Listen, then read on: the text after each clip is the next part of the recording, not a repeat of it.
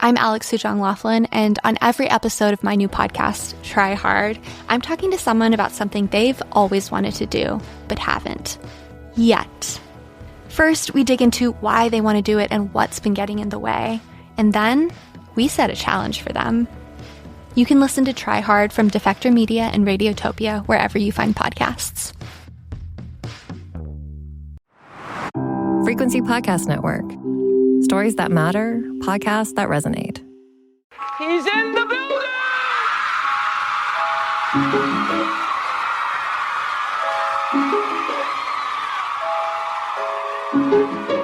Drink the moment. Drink it. I said empty your mind. Coquettish and coy. Ow. Ow. What? Yeah, there's people that are dying. The wickedly talented. More than great. It was historic. Crack is Whoa. Oh, good for you. I have to apologize. One of the hottest.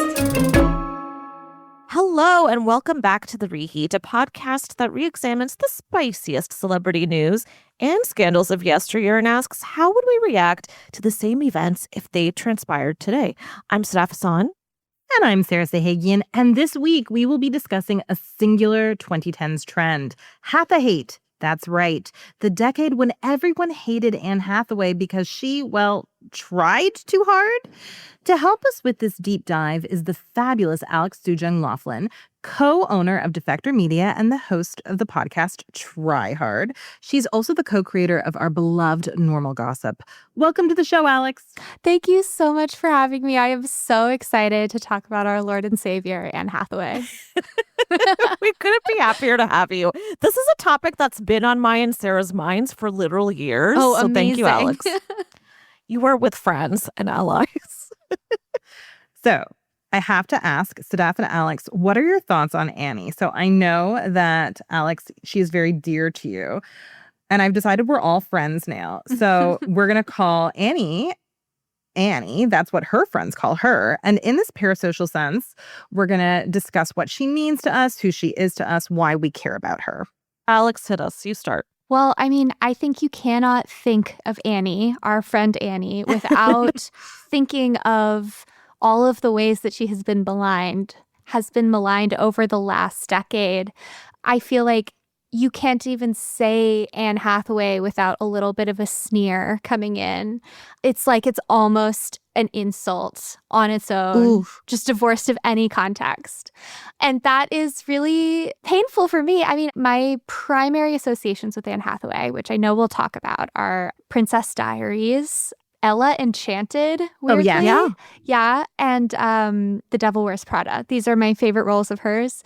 She's really cemented into my adolescent memory as the ideal girl, just the coolest, but not too cool, and very real, and has a secret talent. And so, yeah, it's been fascinating to watch the rise of Hathahate and then the way that the tide has kind of turned on her back to a positive sentiment over the last couple of years. I could not co-sign all of that more. I feel exactly all of it. I love this woman deeply, as if she is a neighbor of mine, since childhood. I can't explain it. There's something about her that just feels very familiar, like somebody you would have known. I got a second. Devil Wears Prada, of course. I mean, that's iconic for all of us, but also Princess Diaries was huge when I was younger. Although, may I say, the glow up was not necessary. That was not a glow up. She was gorgeous before and after. They just straightened her hair. Yes, thank you. The curls were considered quote unquote ugly at that time. This is how bleak the world was, right? Mm-hmm. If you had curls, you were plain. Anyway, sorry to interrupt. Mind you, no, I appreciate the interruption because her curls were gorgeous and love and other drugs. She looks great. But yeah, also quick favorite that I think is so underrated is Rachel getting married that I love so much. But yeah, I got to go with you, Alex, on all of that. I think that she's just been so maligned and it's just so unfair. Sarah, how have you felt about her all this time? I know you're very passionate about her. I've always felt she was kind of like Rory Gilmore on film, right? Oh, and I boy. think that it For was better sort of, and worse. Exactly. And And to be fair, actually, Rory Gilmore, I do actually have some problems with that character. I never had problems with Annie because I actually felt she did put in effort. And I like that. I like that she's hardworking. I like that she cares. I very much identified with her because I would say at that time when I learned who she was, I was in high school. And I definitely identified as a girl who was smart, but also really tried hard and worked hard. And she was someone who really seemed to take pride in doing a good job and putting an effort, right? She wasn't afraid to admit that she tried. There was this weird streak at this time where you couldn't admit that you were trying. You're supposed to be perfect without effort. And I would say that kind of peaked with the image of Jennifer Lawrence. And we'll talk about that later, which I don't think is fair to put on Jennifer Lawrence because I think actually the woman always did try. We just pretended she didn't try. Yeah. Right? I mean, I think she always did work hard. So I always appreciated her and felt like we could be friends if we met, which is probably not true. We probably couldn't be friends because I don't think she's mean enough for me. I don't think she'd gossip with me. I don't think she has a mean opinion about pretty much anyone. I think she's just a lovely human and I think she wouldn't like me. But that's okay. I'm going to go with you on that. I feel the same way. But yeah, we love you, Anne, still. We love you. Yeah, exactly. Before we get too far into this episode, let's talk about Annie's origin story. So Annie was born on November 12th, 1982. So yes, we are recording on her birthday. Scorpio Happy queen. birthday, Annie. I Honestly, know. that gives her some edge that is unexpected. And I am into it as a fellow Scorpio. Happy birthday, Annie. Okay, it's your birthday month too. Happy birthday to you, Alex. Thank you. Strong Scorpio energy in the room. Okay. Oh, I love this. Look out. I love this. So Annie grew up in both Brooklyn and Millburn, New Jersey. She was raised by George, a labor lawyer, and Kate, an actress. Annie's love of acting was ignited at the tender age of 6 as she watched her mother portray Fantine in Les Mis. Yes, the role for which Annie herself would one day win an Oscar. I love that origin story. I love it. Beautiful. And fun fact, she was originally brought up in the Catholic faith. At one point, she even wanted to be a nun, which like actually being a nun seems cool, right? Yeah. Because as a little kid, you're like, I just live in a house with all of my female besties. Yeah, like, sign me up. Every interesting woman has thought about being a nun at some point. Genuinely. Sounds great, right? It's very chic. I Yes. kind of love it. Yeah. Uniform, like. I know. Gorgeous.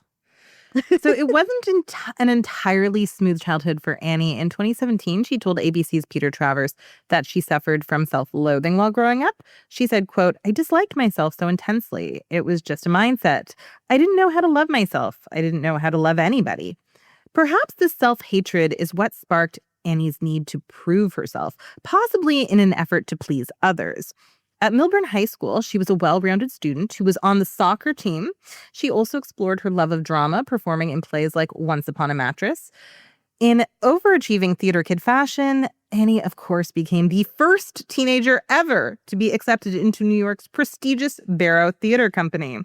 And when it came time to apply to college, she secured admission to the selective Vassar University before later transferring to New York University, which is when her career took off.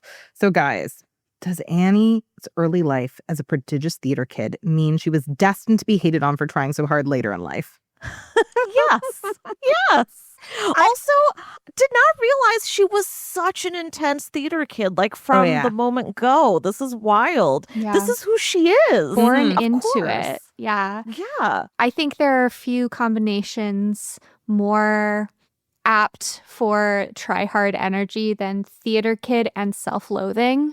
That is wow, danger zone. I don't relate to that at all. Not at all. Throw in the Scorpio and it's a mad mix. My Yeah. God. I mean, but you're right. It was in her DNA. She grew up seeing her mom do this. Like, it's kind of wonderful and beautiful and meant to be, but also breaks my heart even more. Yeah. Ugh. And for the record, I love people who put effort in. Like, that's what I do. That's what we do. Yes. And so I find that very sad that that's frowned upon.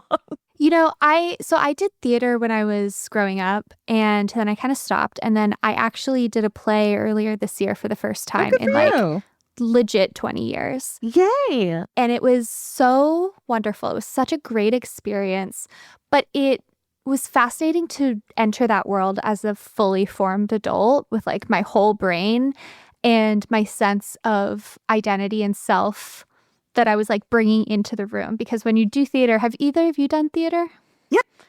Yeah, I was a big theater kid myself, Yes. which I have repressed, by the way. I forgot. But like you have to, when you like go into that space, you have to like really let down a lot of walls, relational walls. It's a context in which the only way you can make the art is by dropping all pretenses and throwing yourself into the thing.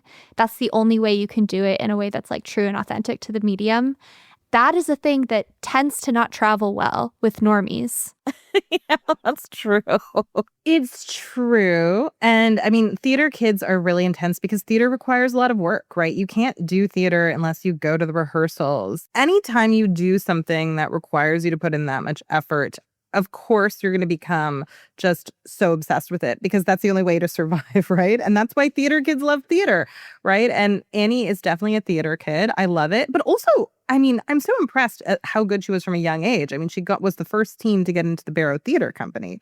That shows that she had a lot of talent and really was determined from a young age. I also think it's just funny that even though she was clearly a theater kid, she was on the soccer team because in that era, we really emphasized that women needed to be well-rounded. There was this obsession with well-roundedness. I'm like, you're such an elder millennial. Like, I'm still going to prove I can be an athlete even though I don't really care about it. I'm putting that on Annie. I'm just assuming that she didn't really care about it. Maybe she did. I bet she was like so good, actually. Like she just strikes me as someone who is like very good at soccer.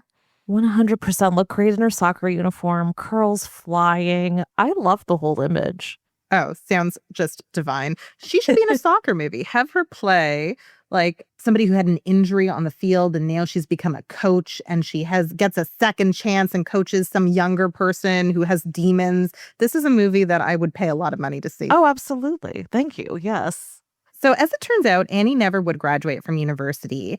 This is something she's actually brought up in interviews. I remember once reading an interview with her that I actually couldn't find. So, I mean, maybe I dreamt it, but I don't think I did, where she was saying that she felt Natalie Portman was more interesting than her because Natalie finished university, which I just feel like that's such a try hard thing to say. Be like, I've made all these movies. I'm an accomplished actress, but I just focus on the things I didn't do, right?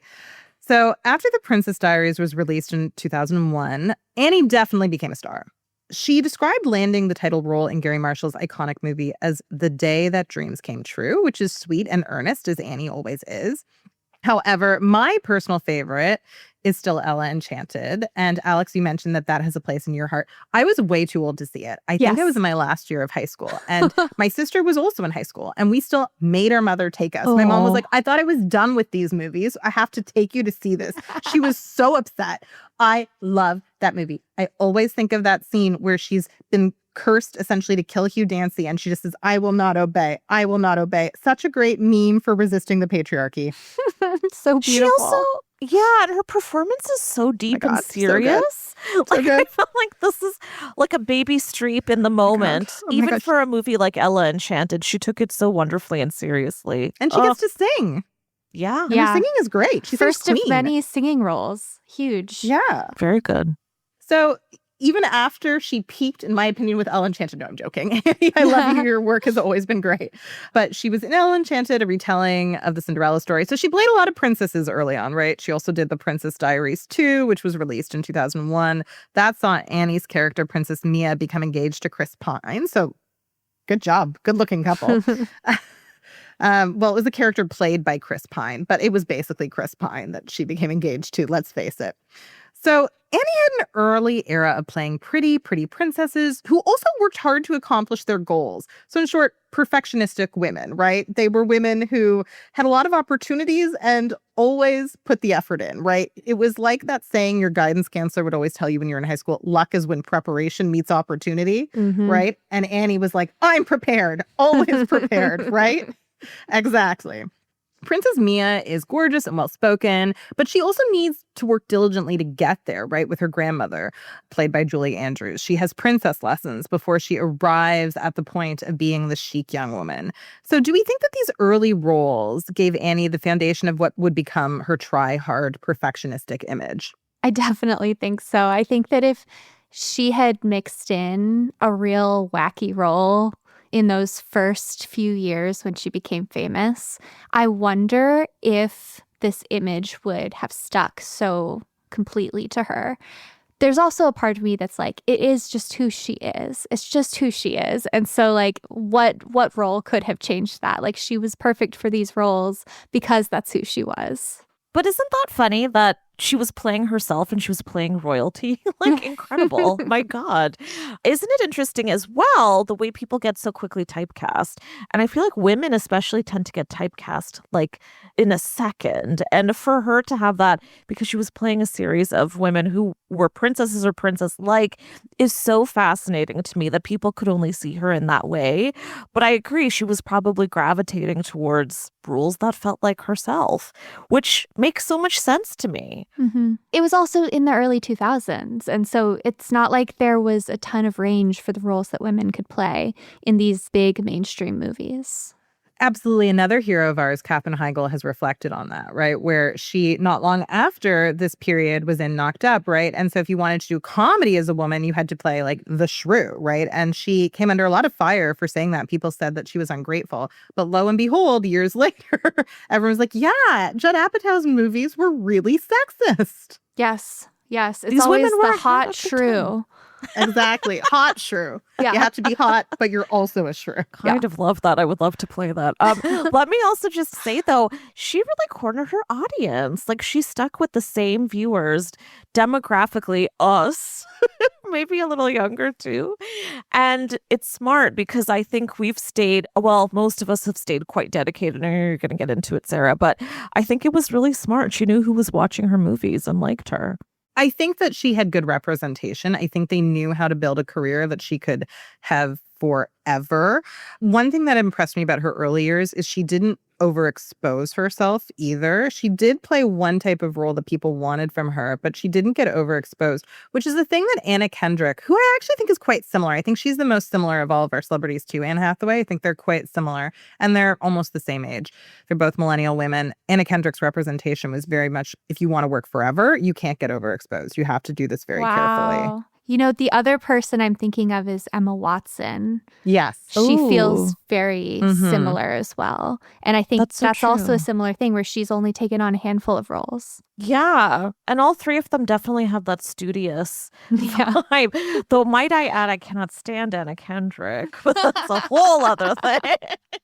I mean, fair enough. It's funny, though, when Ethan plays a role, because they can both sing and they both play very hardworking brunettes, you're like, you could swap roles and you could probably accomplish this. Like, you know, Anna probably could have been in The Devil Wears Prada. Annie would have killed it in A Simple Favor, right? Like, they could always swap roles with each other, I think. Now I want to see that. I would love that. Fascinating. Anyway, that's just my theory. Anyway, Annie's life undeniably changed and took her to the next level when she scored the coveted role of Andy Sachs in the film adaptation of Lauren Weisenberg's semi-autographical novel, The Devil Wears Prada. Annie has Rachel McAdams to thank, who was the top choice for the role and turned it down several times, which is interesting. And I actually think Rachel McAdams could have killed it also, but she didn't want to do it. I want to see that too. There's so many things I want to see Rachel in. Yeah. In the film, Annie portrays a hardworking assistant who doesn't initially fit in at the fashion magazine where she finds her first post-grad gig, but with a combination of humility and grit and some good fashion advice, she becomes the sort of impressive professional her boss, Miranda Priestley, played by Meryl Streep, respects. While she didn't get an Oscar nod like Meryl did for the movie, Annie's performance was raved about by critics. Said Roger Ebert, Hathaway's performance captures the essence of a young woman navigating the fashion industry. And I mean, we live in a world where everything is just so exaggerated, all praise, but that was high praise for Roger Ebert because he was a real critic. Made with a $35 million budget, The Devil Wears Prada earned over $300 million at the global box office and became an instant classic, propelling Annie into the big leagues and onto magazine covers. Who can forget Miranda's monologue about the cerulean sweater on Andy's first day at the office? This film is just part of our millennial brains. Groundbreaking, dare I say. Absolutely. And it's funny because everyone talks about Rachel Sennett's new show, I Love LA, as the new Girls. It's actually the new Devil Wears Prada. When I was watching this, I was like, oh, this has the DNA of Devil Wears Prada. It's like, what would that be for Gen Z? That's what the show is. Oh, I need to watch this. I need to sit with that. comparison. Wow. I mean, it's love very that. different tone, but it's just what would this concept be for a Gen Z kid? That's my theory. And in this it. case, Leighton Meester would be the Meryl Streep because Leighton plays her boss, which I'm obsessed with as well. Thank you, Sarah. I think it works. When I saw that, I was like, Miranda Priestley energy. I get it. I get it. Millennial Miranda Priestley, because she would have to be a girl boss, Miranda Priestley today. Oh, Jesus. But as much as The Devil Wears Prada was universally adored, one wonders if this solidified Anne's reputation as a hardworking nice girl. Because remember, this is one of her first sort of quote-unquote adult roles, right? And so it's really playing into your typecasting. And so I do wonder if this was maybe the reason why we got Half a Hate years later, if this laid the groundwork, right? Because she plays this earnest, hardworking girl who will do anything, even get a makeover to please those around her. Was she kind of like the straight A goody two-shoes that you knew in high school? Or maybe I was Annie. Like, this is me, right? If my boss told me, okay, I'm going to give you some inappropriate fashion advice because I'm not supposed to be commenting on your body or what you wear at work, I would still be like, yes, more please. I will do whatever you want. Okay? Just like me. I mean, Alex, I'm curious. Who were you in high school? What role did you play? Who was I? Oh my God. I wish there was a tiny stereotype that I could have fit into. But I was definitely a tryhard of some variety. I went to school in Southern Georgia, and I am not a Southerner at all. And I am Wasian. There were so many ways in which I did not fit the culture that I went to school with. So I tried to figure out my ways. What that looked like was a lot of sports. I did a sport every season. I got 12 varsity letters in all of high school. Oh, yeah, Alex. Okay. Secret jock. And then I was in like every honor society. I was in a bunch of clubs. And I started a club for nonpartisan political engagement. Huge air quotes here. And I ran voter registration drives on my campus. Oh, wow. Good for you. Wow. I'm very impressed. Yeah, I would have been such a fan of yours back then. Oh my God. I mean, still, but amazing. But also it was I had the same homeroom class all the years, right? You would have the same homeroom class. Senior year, second semester, somebody was passing stuff out and they were like, Alex Laughlin, who's that? And I'm like, we've literally been in homeroom together for 3 years. Okay, that says more about them, though, than it does about you, because, wow. That's wow. But I think that gives you a sense. That gives you a sense of where I stood in the hierarchy. Yeah, it does. Oh my gosh. Okay, so Sarah, great question. Thank you. But I am going back through those years and I hate doing that because what a time. But I was definitely a tryhard. I wanted to be a goody two-shoes because my older sister was, and she was also straight A's, everything. And I just wanted to be everything she was.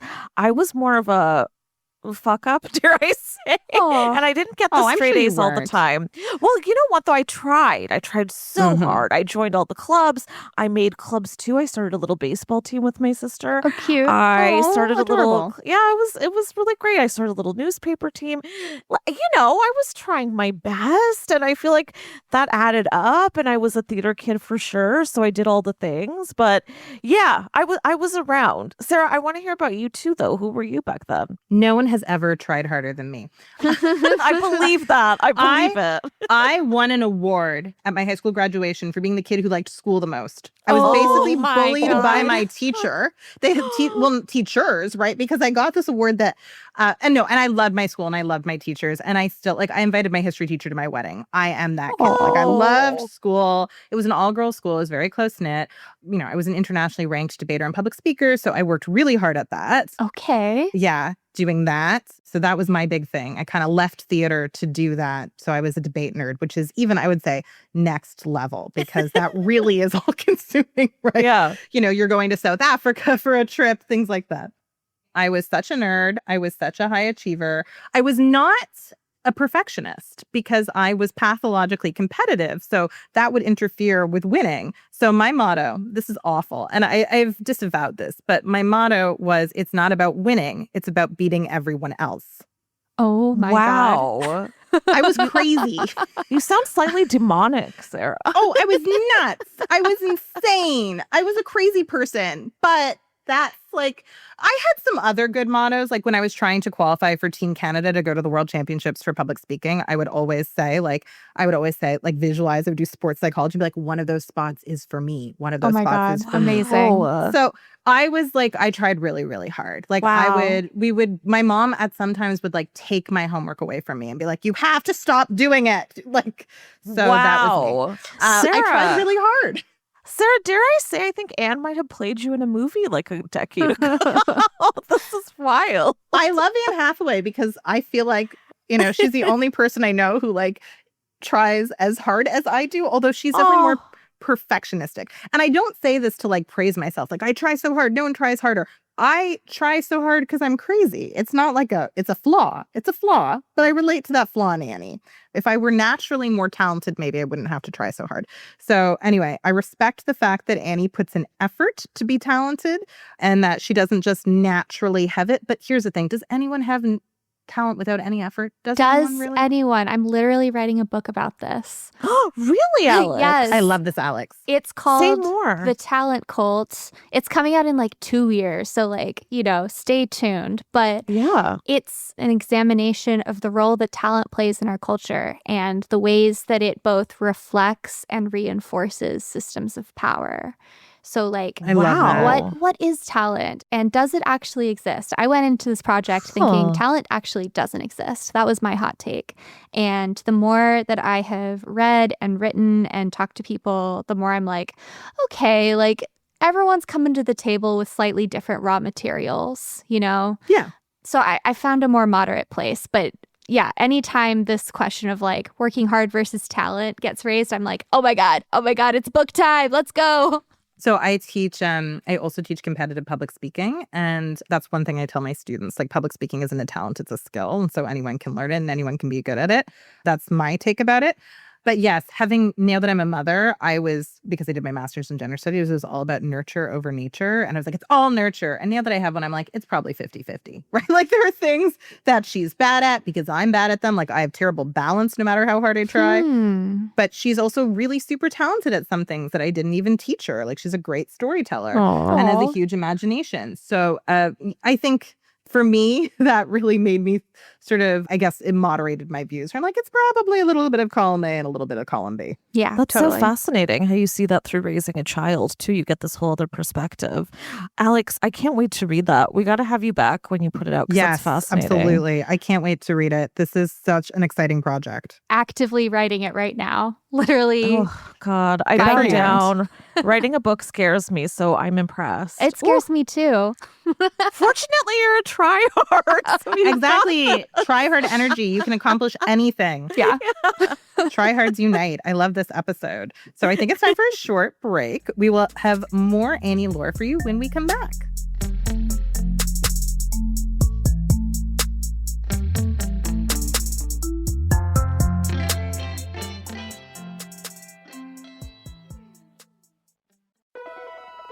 I'm Alex Sujong Laughlin, and on every episode of my new podcast, Try Hard, I'm talking to someone about something they've always wanted to do, but haven't. Yet. First, we dig into why they want to do it and what's been getting in the way. And then, we set a challenge for them. You can listen to Try Hard from Defector Media and Radiotopia wherever you find podcasts.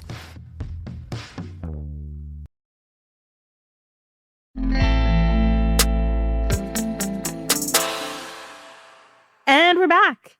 Annie cemented herself as the princess of Hollywood High in the OOs. She even found herself a shady prince. Well, not a literal prince, but a rich guy who rented her private jets to the Dominican Republic and showered her with jewelry, all while defrauding investors by pretending to be the CFO of the Vatican. My God. I can't even believe that, and it's true. My God. I completely missed this entire part of her story. Oh, yes. I'm talking about her boyfriend of 4 years, Raffaello Folieri. Oh, Raffaello. It's a hot name. Like, it's a sexy name. It is. He was the dude that she committed to for 4 whole years. This dude was apparently so committed, in fact, not just to her, but to his con, that he actually had ceremonial Vatican-style robes in his office. And I guess he took out the robes to look like a more credible Vatican executive. I don't know. Like, Is that what you think your Vatican CFO, who's not a priest, would wear? I'm so confused by this con and the fact that Americans fell for this. It's so diabolical. He had robes made. That's sinister. Ooh. It's pathological. We're getting into like traumatic relationship experience territory, honestly. Yes. So Foliari was arrested shortly after he and Annie broke up in 2008. She maintains she broke up with him before he was arrested, not after, slightly before. And you know what? Who knows what's true? Okay. You know, if she wants to lie and retcon their breakup, even if that's what she's doing, that's okay. Girl, you dated a criminal. If any of my friends were like, I dated a criminal, I broke up with him after he was arrested, but I'm going to say I broke up with him before, I'd be like, that's fine. I will never tell anyone your secret. Oh, yeah. I'd be your alibi fully. Exactly. I'll be your accessory. I will support you. Like, I don't care if she's lying. That's fine. Get out of there. Exactly. Yeah. Because he lied to her. So who cares if she's lying about when they broke up? Exactly. You know, you'd think that being so entangled with a prominent criminal like this would lend her image a bit of edge. But for some reason, it just makes her seem more like pure-hearted and gullible. I know. She's so doe-eyed. Yeah. So he was later sentenced to 4.5 years in jail after he pleaded guilty to money laundering, wire fraud, and conspiracy charges. So Anne has made jokes about the situation in interviews, declaring to Vogue that fraud was now her dating deal breaker. Wow. Which is cute. It definitely had a scarring effect. She told W Magazine that the situation taught her to be, quote, more wary because she had been, quote, too trusting before. And I believe that. Okay, team, do we believe Annie didn't know at all that Raffaella was shady? Like, over 4 years, do we think that she never, ever suspected? If a guy on Tinder told you that his job was CFO of the Vatican, would you think that sounded a little sus? Or would you be like, yeah, that sounds legit. That's a job that I'm sure a guy on Tinder has. He's like, I'm king of New York City. Exactly. Wild. I side-eye every man that I encounter on a dating app. I start from not trusting. I start at 0, right? You gain points from there. So I don't think I could have swallowed this. But at the same time, do I think that she knew? I don't know. I want to believe she didn't. I know there's so many people who are in relationships where they say they didn't know the entire time that their partner was a little shady. And I always want to believe them. But then I wonder, there had to be moments where maybe you were side-eyeing this guy and wondering what was he up to? Like there had to have been, right? I just assume so. But again, I'm going to let her get out of this clean. I just don't want her to be affected by it at all. It feels so naive. Very naive. I think that he was almost certainly acting shady in a way that she either saw and chose not to say anything about, or maybe saw but like didn't fully want to believe what she was seeing. Love makes you do crazy things. People Amen. Spend a lot of time with the wrong people because they're trying to make it work. I feel for her. And it's really hard to say no to some of the things he was doing. Like, I think you'd want to believe it was legit. He was showering her with jewelry and private jets. And yes, private jets are terrible for the environment. But this was before we were talking about such things. So okay. I feel like you want to believe that you're not being showered with stolen goods or, goods that came from defrauded, money that he defrauded from people.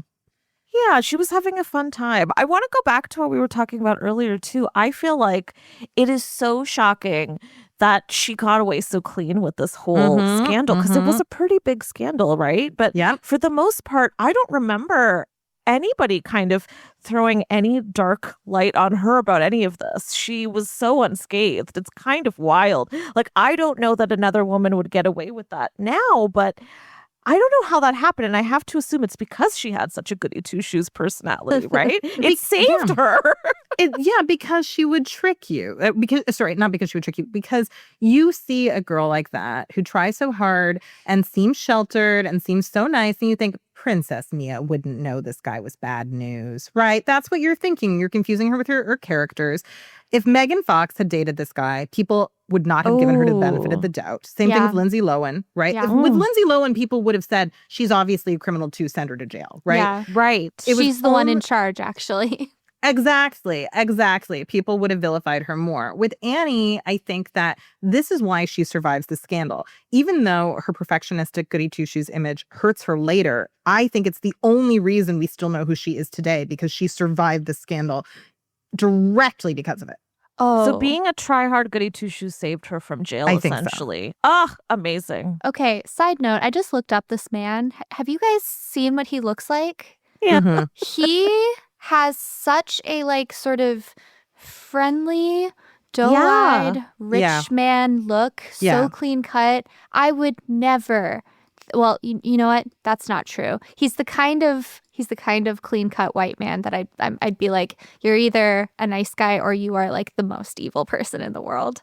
Well, I think he's a sociopath. I'm Yeah. not a psychologist, and I don't know him. So, I mean, this is not based on much other than the story about what he did to Annie, but I do think he's a sociopath, and sociopaths know how to present themselves as Charming. nice, clean-cut, charming men. He's very handsome. That doesn't hurt when you're a con man, right? Like, Yeah, he's very I mean, handsome. he's giving He like dresses well. polished Zach Braff. Ooh. Yeah. Okay, I Like like Zach that. Braff went to prep school.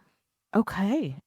With a little bit of Italian in his DNA. I'm really into that. Yeah. By the way, guys, if you want to know more about this, we'll throw some links in the show notes. You can dig real deep because there's a lot of deep dives on this. And if you want to see what this shady, charming man looks like, click those links. It's worth it. I mean, Annie thought he was super handsome. She's not wrong. Yeah. So They look Annie great survived. together. They do. They They're a very did. beautiful couple. Very beautiful. Annie survived breaking up with a con man better than almost anyone ever has. The press seemed to buy her narrative that she was just too trusting. That really worked for her. She even received her first Oscar nomination for 2008's Rachel Getting Married. So basically, not even a year later, she's getting Oscar nominations. It almost made her more beloved. Like that Annie, she's so school smart, life stupid, right? And that actually is definitely a thing. When you are a school smart girl, everyone's like, but not street smart. And I remember my parents always telling me that. My parents are like, you are street stupid, okay? Just because you are book smart, do not think that winning an academic award makes you street smart. You are dumb. You are going to be a victim to criminals. So they prepared me for dating con men. They were like, do not get sucked in. Annie's parents needed to do a better job being like, you don't know anything about the world, Annie. I love that. I'm seeing you as an Anne Hathaway more and more as we go on. Anyway, well, except my parents would not have let me date the CFO of the Vatican. My dad, loves Vatican art, loves the Vatican Museum. He probably knows who the CFO of the Vatican is and be like, how dare you? He would have blown this wide open. He would have reported the guy to the police himself. Oh. Okay. So Annie kept climbing higher as the OOs transitioned to the 2010s. She made very sweet popcorn movies like Love and Other Drugs and One Day, while also getting cast as Catwoman in Christopher Nolan's The Dark Knight Rises. Meanwhile, she became engaged to her current husband, actor and jewelry designer Adam Schulman, in 2011. He can best be described as less hot Ryan Gosling, but he's not a criminal, so that's an upgrade. Good for her. Absolutely. In addition to all of these wins in her professional and personal life, Annie experienced a ridiculous low in 2011. I'm talking a moment so embarrassing, few of us could imagine it. She had to co-host the Oscars with James Franco. And as she would tell Andy Cohen years later, the experience sucked. She thought they sucked. It was just bad. Basically, the Academy wanted to address falling ratings for the broadcast of the Oscars by hiring hosts millennials had heard of, so not Billy Crystal. Oh my No God. offense to Billy Crystal. I mean, it was a disaster. James claimed not to have been stoned, but sure looked and sounded like he was stoned. The now-disgraced actor was so low energy that Annie, who was giving theater kid in every segment, came off as a tad too much by comparison. James later told David Letterman, quote, the Tasmanian devil would look stoned standing next to Anne Hathaway. He was acting in a way where he was trying to play the straight man to Anne, and that's why he was so muted. However, in my opinion, his behavior read like he was being a condescending asshole and just trolling the poor girl. By contrast, I believe poor Annie was simply putting in effort. She was trying so hard because she desperately wanted to please her peers and her role models in the Academy. But also, let's not forget, it's the fucking Oscars. Aren't we supposed to take hosting them seriously? So, Do you both remember the 2011 Oscars? Of course. What were your reactions at the time? Has your impression of this train wreck changed over the years at all? No, I still think it's a disaster. That was awful. Yeah, we're all nodding. I think, Sarah, you said it best. I thought that he came off very condescending. And mind you, and I'm embarrassed to say this now, okay, so everybody knows, but I was a James Franco fan back then. I have corrected my ways since. I have seen the light. I thought he was terrible, and I thought that they were poorly matched, and I think it's so unfair that she got oddly trashed for taking the gig seriously and doing her best. It's not fair, and I also feel like Hugh Jackman is kind of like a version of what Anne was trying to do, and he never got this kind of feedback. It's not fair. Sing it. Yeah, I think that moment, it so fully encapsulated so much of what was happening with gender and celebrity at the time, because James Franco was like the 2010s version of the performative male. You know, like he was this Renaissance man who like did stoner comedies, but also was really deep. And like, didn't he like teach a film class or something at NYU? Yeah, those like, poor students. And I think he like published a short story collection. Like he was everywhere in this way that everyone was just like so horny for. And in contrast, there's our friend Annie, who is simply trying to show up, and she is so penalized and punished by the public for trying, whereas James Franco, despite being someone who definitely tries, if you look at his resume, all of the stuff he's trying to do, he's trying to cultivate this image of himself as this like stoner Renaissance man. But the most effective way for him to perform that is by acting stoned and like he doesn't care. And it's just so unfortunate. That is so well said. You're so spot on. You know what it makes me think? If we go back to that high school analogy, he was like the cool guy, right? And she was kind of the theater kid, the dorky kid hanging out in the background. And I really hate when we breathe life into those kinds of archetypes now, and especially on massive stage like the Oscars, which she was obviously so thrilled to get to do, right? Like just as someone who's a fan of the craft, getting to be up there, getting to do hosting duties. And he obviously was like, I could care less, but I think you're right, Alex. I think he actually did care deep inside. He just could not show it because that's not his persona. That makes me angrier, actually. I never thought about it that way. It's a huge gig. It was a huge gig for both of them. Yeah. Absolutely. It was a good way to become a mainstream star for James Franco, who at that point, I think you knew him if you were under 30, you knew him if you were into art films, but I don't know if 45-year-old who didn't love art films would have known his name. And he kind of squandered it, but at the same time, he's a horrible person. So I'm okay with it. Now we have Dave Franco everywhere. So... you know, he's squeakier clean. And he also gives more transparent, try-hard energy, dare I say. So hard. He does. I love it. He and Alison Brie, a couple of tryhards who found each other and found love. I love them. I love them together. So yet again, Annie survived this media blunder. She survived the scandal of the Oscars, which like actually became a scandal because it was so bad. She even returned in 2013 to win the Best Supporting Actress Oscar for portraying Fantine in the smash hit adaptation of Les Mis. But guys, this is when Hathaway entered the picture in a big way. Annie's acceptance speech was gracious, but it was also very earnest. She trembled throughout it and even started it off by gazing lovingly at her Oscar like it was a baby and murmuring, "It came true." Oh, she wore a weird pink dress that somehow became a scandal in itself because it had unfortunately placed darts. You can Google it to see what I mean.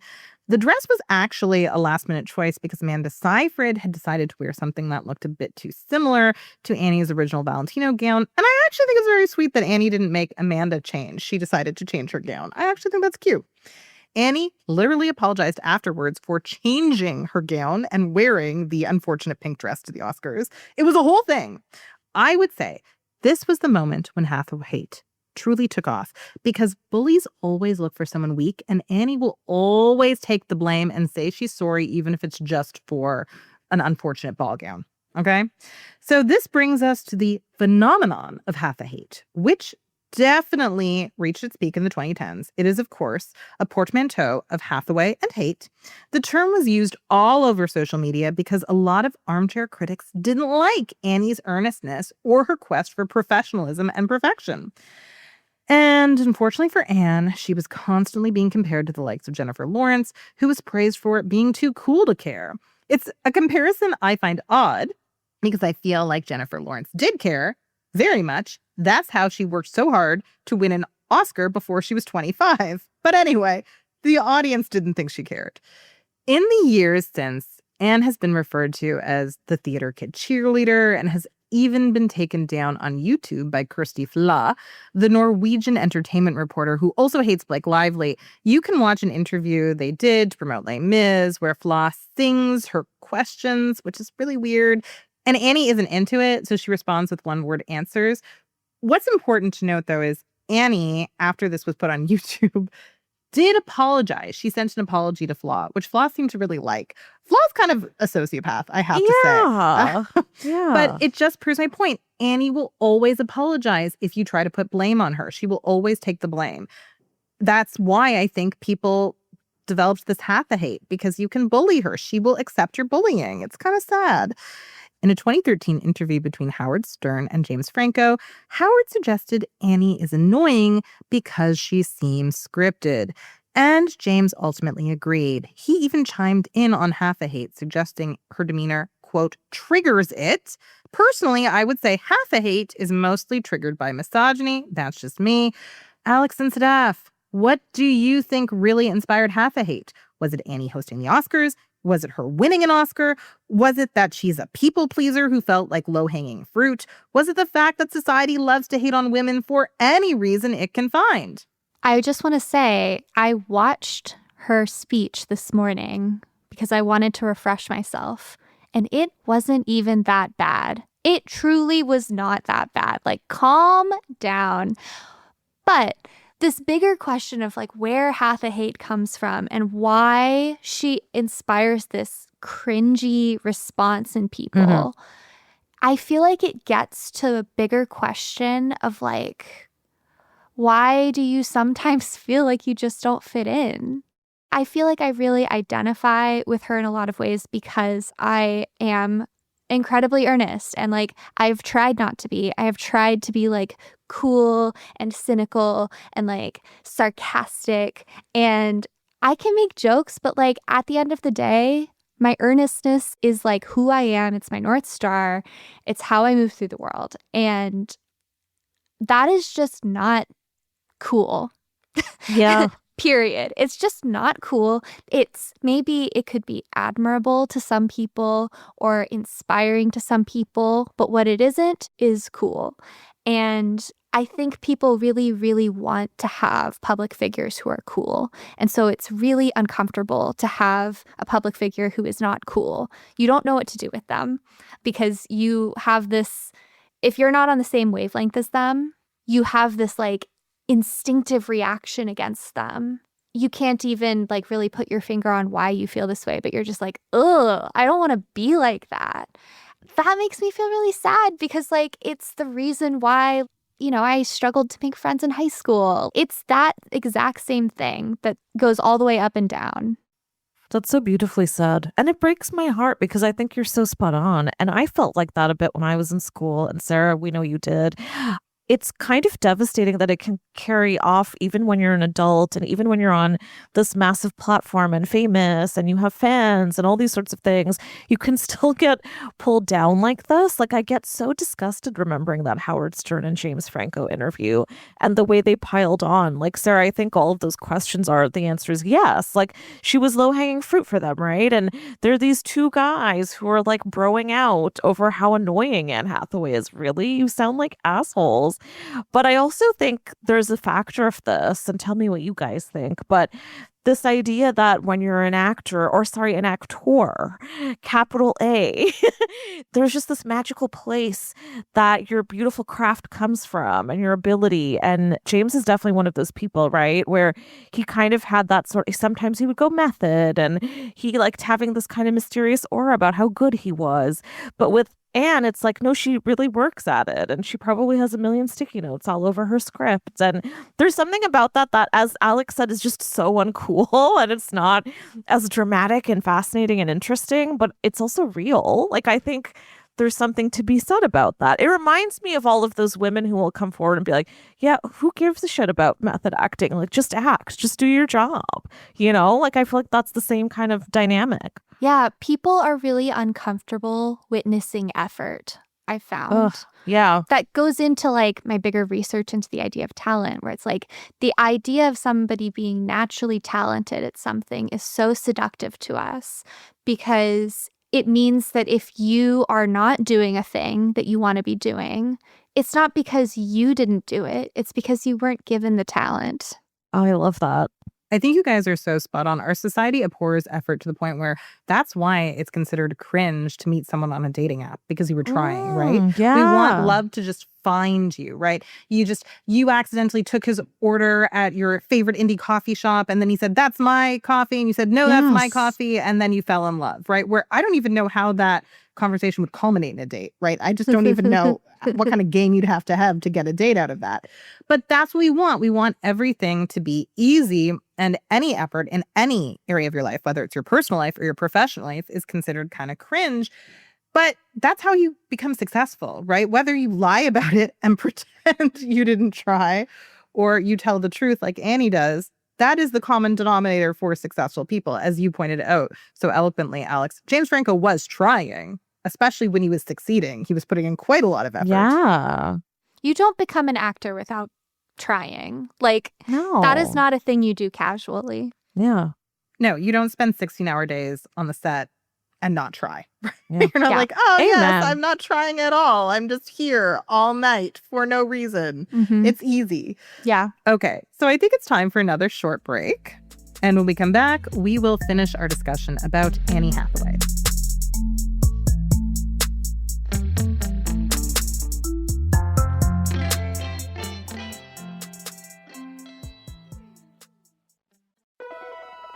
I'm Alex Sujong Laughlin, and on every episode of my new podcast, Try Hard, I'm talking to someone about something they've always wanted to do, but haven't.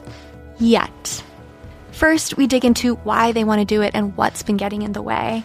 And then, we set a challenge for them. You can listen to Try Hard from Defector Media and Radiotopia wherever you find podcasts.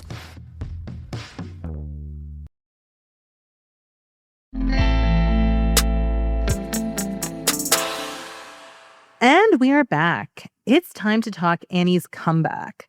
She so easily could have fallen out of favor in Hollywood, especially after Hathaway reached its zenith. But because Annie is a professional, other professionals liked working with her, including Christopher Nolan. And I have mixed feelings about Christopher Nolan, but I do respect that he likes a hardworking person. In fact, she credits Christopher Nolan with saving her career when he cast her in 2014's Interstellar, referring to him as her, quote, angel. Annie later got to play against type in subsequent films like Ocean's 8, The Idea of You, and The Witches, where she portrays a really mean witch. Today, Annie is a mother of 2 young sons and still gets to appear on the cover of magazines.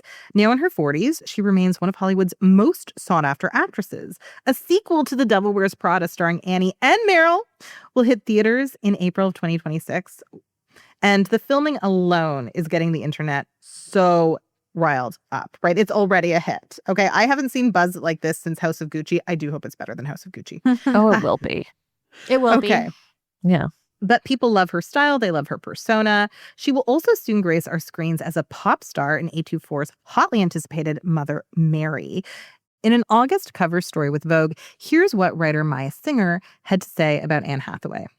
Here's the thing about Anne Hathaway. She is incredibly nice. That sounds like faint praise, but spending time with her made me question whether I'd ever truly met a nice person. I know many kind people, but you can be kind and also sometimes snarky, impatient, aggrieved, aloof, and so on. And no, I am not talking about myself.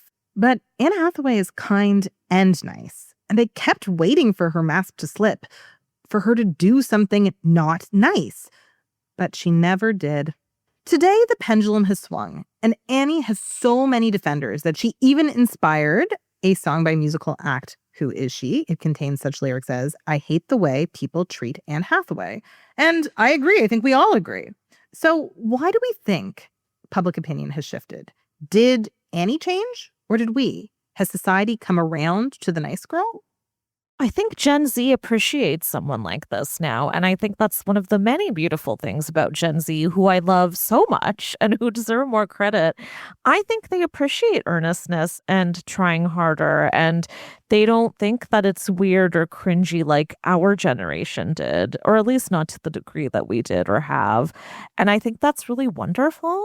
I think also, like I was saying earlier, a lot of her fans who stuck through, millennials like us, are just so happy to see her doing well and kind of having a little bit of a glow up, you could say. I mean, she's looking unreal. The style is just unbelievable.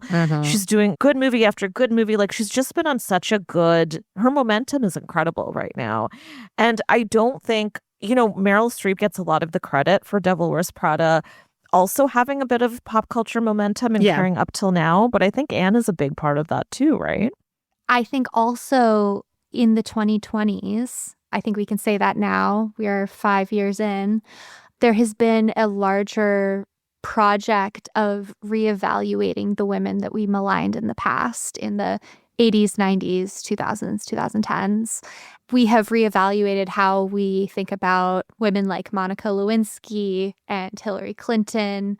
I don't know why my brain is on Bill Clinton's women right now, but just as an example, like the podcast You're Wrong About got started in part as a show that was reevaluating our collective stories that we told about famous maligned people.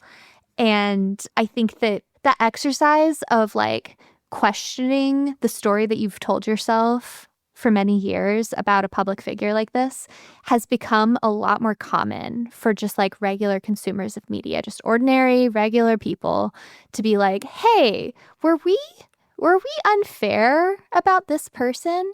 Media literacy is maybe at an all-time low right now, but there's a type of critical thinking that people are doing when they're engaging with culture now. It's a sort of TikTokified gender studies, but it is more sophisticated than girl on screen is trying and she's dumb, Yeah.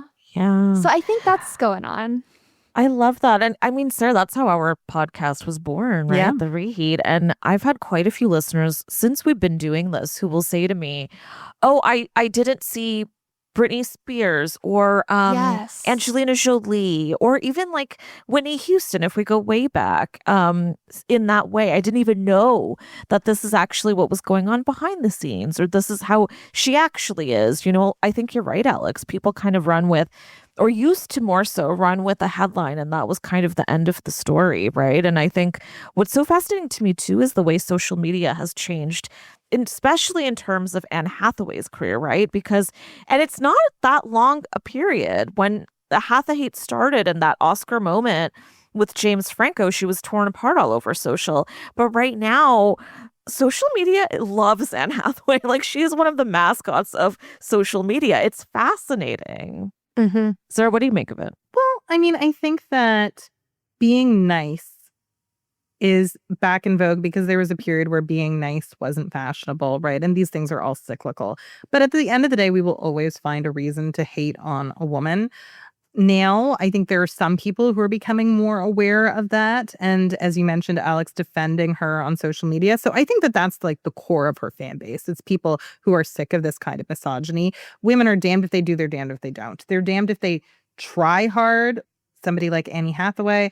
They're also damned if they have problems like Lindsay Lohan did in her 20s, right? I mean, Lindsay Lohan took forever to get her redemption arc, even though, I mean, she was just a kid who had a health issue. That's what addiction is. And people were so awful to her. So it's the flip side, right? We either want to treat you like we treated Lindsay, or we want to treat you like you treated Annie. The only woman we liked in this era was Jennifer Lawrence. And even then, I think she would probably tell you that that was never who she was, this girl who was just perfect without trying, right? Like, she did very much try. That was media manufactured, right?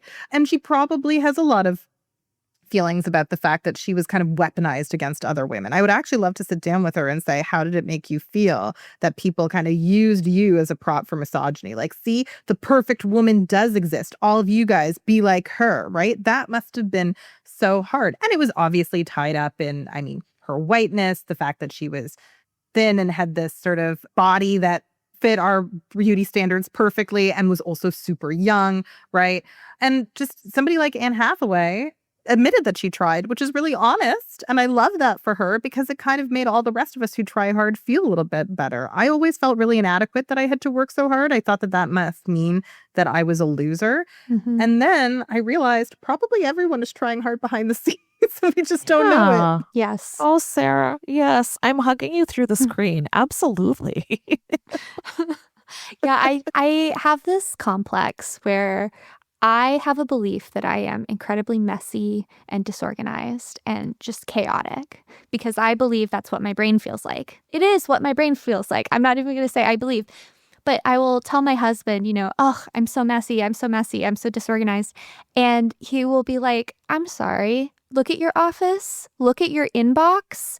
You are always at inbox 0. What's going on? And I'm like, no, it's because I am compensating so hard. I am trying constantly to work against my type B nature. And unfortunately, it always slips through and I always end up making a mistake. But the thing is, like, when I engage with another person who doesn't know that about me, they only see somebody who is competent, organized, tidy. And I don't know. I think it's helpful to remember that like everybody is doing that to some extent for different things. Yeah. And it's really endearing. Like, I love that about both of you. Oh, this has been like therapy. I know. So this brings us to our final segment, Hindsight is 2025, where we choose the one moment that we might have handled differently if we were the subject of today's story. So Alex, because you're the guest, you can go first. What would you have done differently if you were Annie? I think that during Hathaway, I might have considered going on SNL and doing a sketch that completely leaned into making fun of the persona. Oh, that's smart. I love that. Has Anne done SNL? She Yes, must she have. has. She must have, right? She has done SNL. Yeah. Oh, I But, love like, that. A sketch that is just explicitly like leaning into and making jokes about being a tryhard. I think that's the thing. You have to always lean into the joke and own it a little bit because otherwise people are just going to assume you take yourself too seriously. But I love that idea. Yeah. Yeah, What would I think do? that's really smart. Listen, we've showered this woman with so much praise this episode, but I must say, there's very few things I think that she should have done differently. I think she should have worn a different dress to the Oscars. Yeah. I did not love that number. And, that will live on in history with her Oscar in hand. Oh, sorry. No, go on. She said in an interview recently, she was like, I knew that it looked like my nipples were sticking out. And like, if she had just named that when she was on stage, it would have diffused all of the criticism of her. She would have been like, oh my God. Like, I mean, it's something Jennifer Lawrence would have done is like get up there and be like, I didn't think I would win. So I switched dresses and like, this is not the dress I wanted to win in. Oh my God. Can you imagine though? If she got up there, she was like, it's not that I'm cold. I'm just really excited. It would be so funny. And It would be then, funny. Like, that entire news cycle would look completely different. Oh, that's so true. Yeah, I love that. Anyway, listen, I will say she's worn so many. Her style right now is in the best great. era of So all fantastic. time. Yeah. So she's fully reclaimed this horrible dress. So I love it. It's one of those things, though. Like, I mean, I agree. I think she could have owned the press cycle. She'd made a joke about it. But, like, why win an Oscar wearing a subpar dress? If you and Amanda Seyfried are wearing similar dresses, you're playing mother and daughter in the musical. That's kind of cute. Pretend you did it on purpose. Lean into it. Pretend it's on purpose, right? It's a sort of a theme for the leading ladies of the movie. No one would have thought that that was a scandal if they'd looked similar. And again, this is the dress you want to win in. Wear a beautiful dress you're gonna love forever. Remember when Allison Janney won her Oscar wearing like her gold dress? She looked like an Oscar. Oh, yeah. I mean, I guess Yeah. if anything, have a very carefully thought out backup dress. But I also do think I agree with you, Sarah. Like, I think it's a bit tired and old to think nobody can wear the same outfit on the night of. But anyway, okay, Sarah, what would you change? I'm curious. Okay, like is this young kid going to be CFO of the Vatican? Like, really? Really? I'm sorry. I Googled the CFO of the Vatican. Apparently, that's not even the title they have. It's not even a real job title. So Google could have helped you with that. But Maybe Google she did. CFO of Vatican. That's public information, right? And that's not just Annie. No one did this. He defrauded lots of people. No one used Google. There was Google at this time, right? So that to me is just very weird. And that's the one reason why I have a little bit of a hard time buying this story, because everyone's been Googling their boyfriends since Google was invented. That was the original purpose of Google, in my opinion, right? Totally. You Googled who you were dating. Can you put CFO Vatican on your LinkedIn? Like, can you? That doesn't feel right. Like, it's not even the title they have. They have a more Vatican-y sounding title. There is a corresponding job. There is a similar job.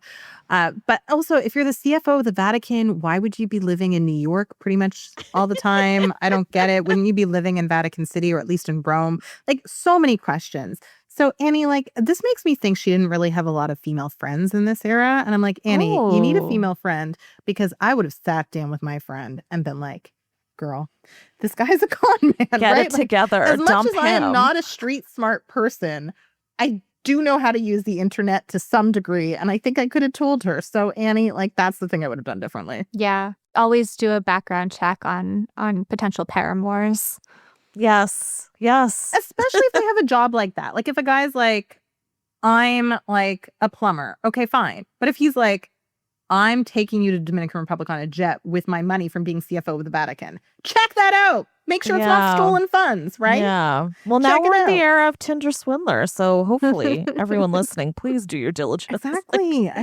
This guy is rich now, though. He's married and he's rich. Is he? He created like an energy empire, and he's doing fine. He's in Italy doing well. He's got a couple of kids. What in the world? And he's kind of Rafaela. bitter about Anne Hathaway because she never visited him in prison. I'm like, you lied to her about being a criminal. Why would she visit you in prison? I'm proud of her for cutting clean, ASAP. She got out of there. Yeah, boundaries, Annie. Yeah, like, she had them. Good job, right? Okay. This brings us to the end of what was a super fun episode. Alex, thank you so much for being a fabulous guest. We can't wait to read your book. It's been such a pleasure having you here. We love your love for Anne Hathaway. We love that this was a space for Anne Hathaway lovers, not haters. So where can our listeners follow you and find your work?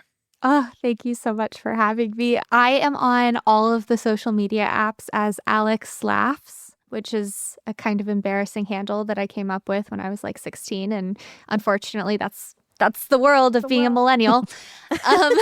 Adorable. It's cute. Yeah. Thanks. And then I also have a podcast with Defector and Radiotopia called Try Hard, where every episode I talk to somebody who is trying to do a thing that they never thought they could do, whether they have the natural talent to do it or not. Love it. If you're a fan of this episode, I think you'll really enjoy Try Hard. Yeah. Please dig into it.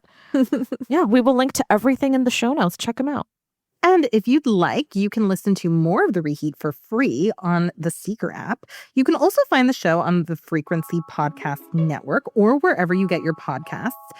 If you would like to hear more from me, you can find me on Instagram at Sahagian Sarah. Sadaf, where can our listeners find you? Listeners can find me on Twitter at _Staffason and on Instagram at Canada Horror. And if you liked this podcast, please rate, review, and subscribe so other listeners can find us too. And if you'd like us to keep growing, we'd love for you to support us on Patreon at patreon.com/The Reheat, where we've got so many goods in store for you. Thank you for listening.